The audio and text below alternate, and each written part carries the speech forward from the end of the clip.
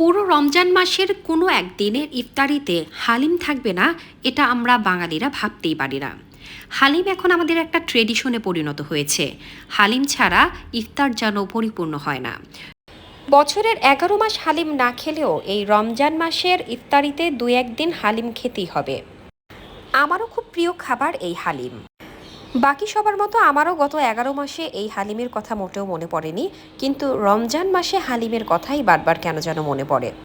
তাই আজকে আমি আমার পছন্দ মতো হালিম ডেকোরেশন করে নিচ্ছি, আর সেই ভিডিওটি আমি আপনাদের সাথে একটু শেয়ার করছি।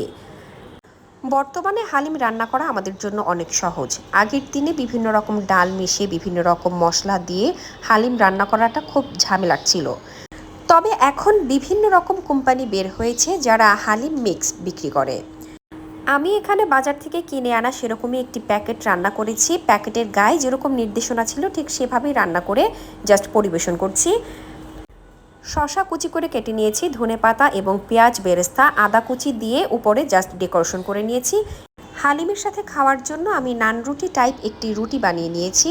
এই রুটিটা খেতে অনেক মজা হয়। কোনো এক সময় আপনাদের সাথে এই রুটির রেসিপিটিও শেয়ার করব ইনশাল্লাহ। রুটি বানানো হয়ে গেছে, এবার আমি রুটিগুলো প্লেটে তুলে নিচ্ছি এবং হালিমের সাথে পরিবেশন করছি। রমজানে হালিম খান, সুস্থ থাকুন। আল্লাহ হাফেজ।